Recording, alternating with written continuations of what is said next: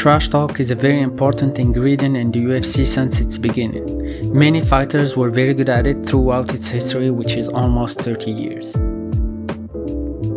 If you ask people about the best in the UFC, some might say Chael Sonnen, others might say Conor McGregor, Michael Bisping, or Colby Covington. Because George has had such a long layoff. Yeah, I'm going to put it on him. As soon as the referee says fight, then I'm going to go straight at him. I'm going to look to knock him out.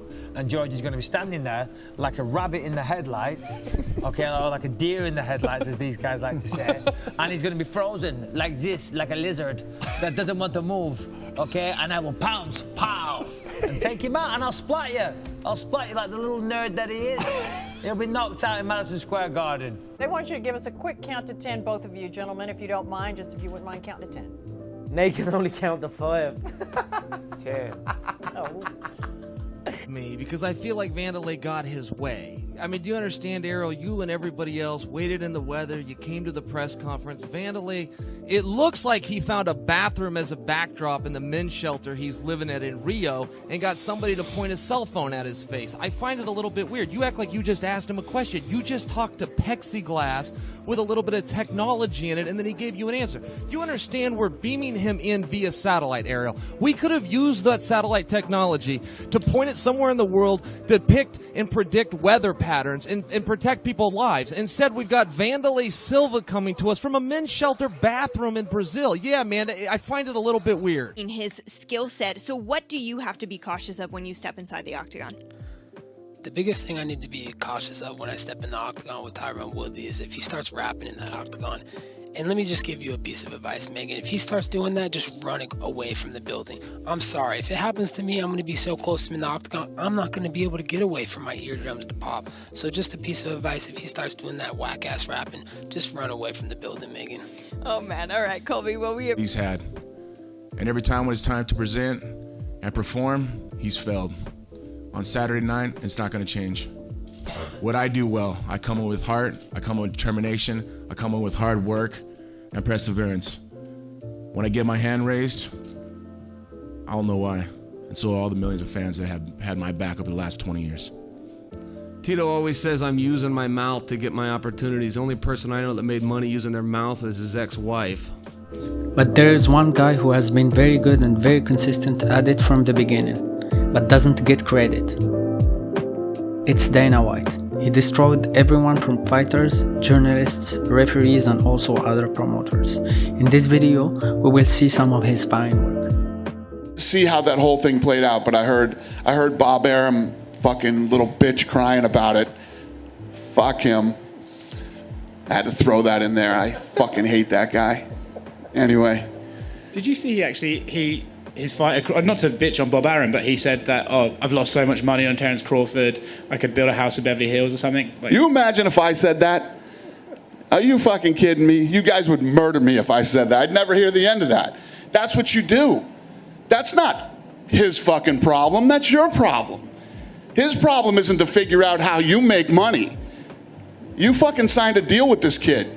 Your job is to promote him. Your job is, you made a deal. All these kids that I sign, you know, and if you look right now at all the kids that we've signed and how many people we have on our roster is very inflated right now. We have a very, very big roster, the biggest roster we've ever had in the history of the company. I have to pay all these kids. How I pay them is not their fucking problem. It's my fucking problem. And this guy wants to go, imagine me saying, oh, I gotta pay Conor McGregor fucking this much money. I could have built a house in Beverly Hills. Shut the fuck up, you fucking scumbag. Pay your fucking fighter what you owe him. That's your job. Bob Arum is a piece of fucking shit. Good night, everybody. Now let's get into De La Hoya. And the only reason that I'm telling you this is because he is a lying, two-faced, hypocritical sack of shit. And I hate him so much that I love to prove that he's a lying, hypocritical, two-faced piece of shit. His MMA card. Now, where I'm going with this is this asshole, every time he opens his mouth, acts like, number one, oh, you're not paying your fighters. You know, why are the fighters not being paid? And And he acts like when he put on an event, like he pays more than we do or something. Yeah, you pay fucking Canelo a shitload of money, whom you couldn't even hold on to. You couldn't even keep. He fucking left you too, right? How about this? I have 650 fighters under contract. He had fucking one that mattered. He couldn't keep him. Does he still have Ryan Garcia? Yeah? All right, good for him.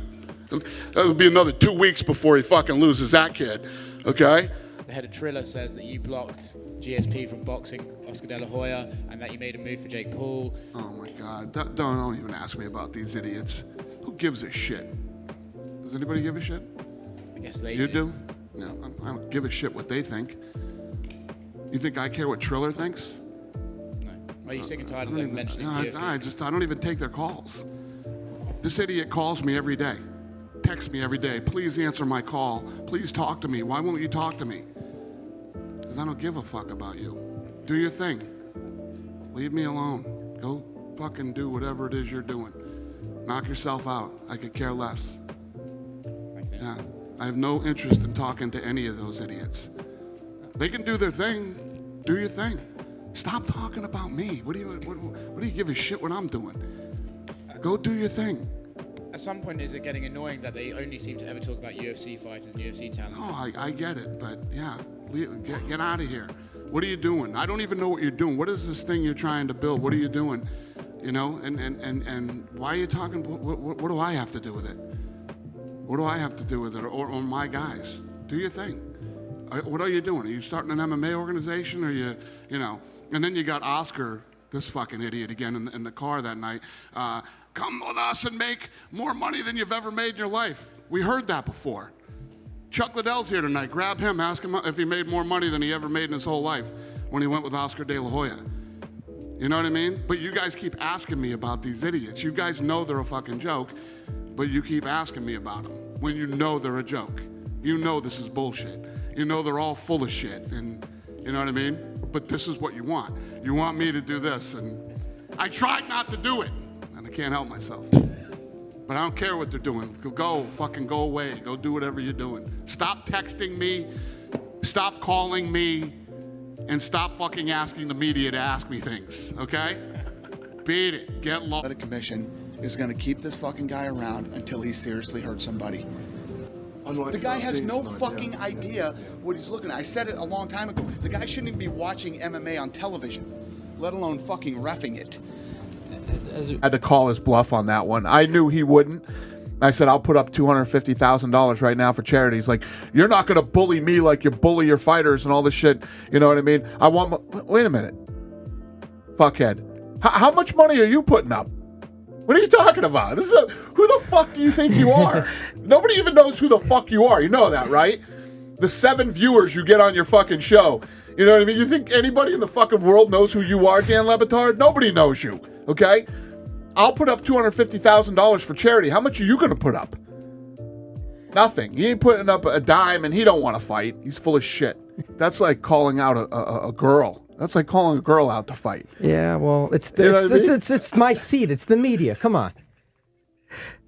Ariel Helwani is one of the weakest human beings on planet Earth. I mean, it's almost like you should be arrested for even calling him out. But every time Tyron Woodley opens his mouth, he shoots himself in the foot. He's a very unlikable guy. When you're from England and you're in the United States and in Texas, okay, and they're booing the American guy and cheering the English guy, I think that sums it up. Michael Jackson, I'm not happy with. This guy was acting like a goofball tonight. I don't know what that guy did for a living before we gave him the shot, but whatever it was, he needs to go back and do that again. I can just tell from the comments that were made that Ben Askren just isn't one of those kind of guys. Then I'm hearing just stupidness that the reason he went to ONE FC is because he heard that I wanted him to go to World Series of Fighting. I don't give a where he goes. He can go fight in fucking ABC and on fucking Pluto for all I care. So Luke Rockhold is like this really good-looking dude, and girls are always attracted to him. And then when he gets around girls, I think he's a bit of a buffoon. The girl will be on a date,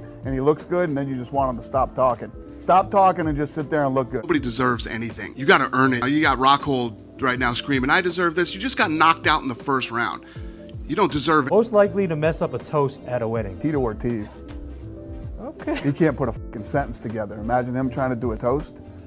That'd be a fucking shit show. You said Manny Pacquiao should go make some sushi somewhere. Sushi's from Japan. He's from the Philippines. I said, when I saw her at the MMA Awards, she looked like Vanderlei Silva in a dress and heels. And she did. Didn't she not? She got up and she was like, walking up the stairs, jacked up on steroids, beyond belief. I hope you guys liked the video. Let me know in the comment section what you think. Give me a like and a subscribe, and see you on the next homework.